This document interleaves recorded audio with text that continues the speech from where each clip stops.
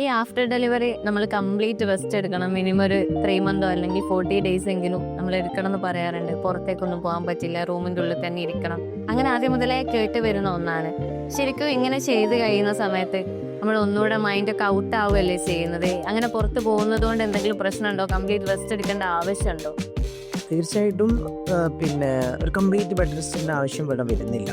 മാത്രമല്ല, നമ്മൾ ഏറ്റവും കൂടുതൽ റിലാക്സ് ആവേണ്ട ഒരു സമയം കൂടെയാണ്. അപ്പോൾ നിർബന്ധമായിട്ടും അല്ലെങ്കിൽ തീർച്ചയായിട്ടും നമ്മൾ എന്ത് ചെയ്യണം, പുറത്ത് പോവുകയാണ് വേണ്ടത്.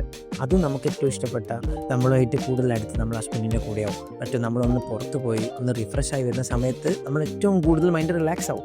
അത് പോസ്റ്റ്മോർട്ടം ഡിപ്രഷൻ എന്നൊക്കെ നമുക്കൊരു പരിധി വരെ നമുക്കതില്ലാതെ നോക്കാൻ പറ്റും. അതുപോലെ തന്നെയാണ് ചില ആളുകൾ ഹോസ്പിറ്റലിൽ പോകുന്നതുകൊണ്ട് കുഴപ്പമില്ല, പക്ഷെ പുറത്തിറങ്ങിയാൽ അല്ലെങ്കിൽ ആകാശം നോക്കിയാൽ അല്ലെങ്കിൽ ശുദ്ധവായു ശ്വസിച്ചാൽ പ്രശ്നം, മുകളിൽ ഇരുന്നാൽ പ്രശ്നം, അങ്ങനെയൊന്നുമില്ല. നമുക്ക് നമ്മുടെ പ്രകൃതിദത്തമായ എല്ലാ കാര്യങ്ങളും നമുക്കും മറ്റു മനുഷ്യനെ പോലെ ആസ്വദിക്കാനോ അത് അനുഭവിക്കാനൊക്കെ പറ്റിയ ഏറ്റവും നല്ലൊരു ടൈമാണ് പ്രസവാനന്തര സമൂഹം.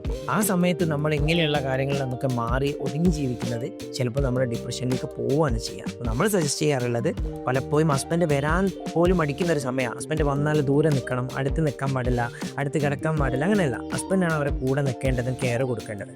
കാരണം ഇത്രയും കാലം എൻ്റെ ജീവിതത്തിൽ എന്നോടൊപ്പം ഉണ്ടായ ഹസ്ബൻഡിനെ ഒരു പ്രസവം എന്നൊരു പേരുകൊണ്ട് മാറ്റി നിർത്തേണ്ട ആവശ്യമില്ല.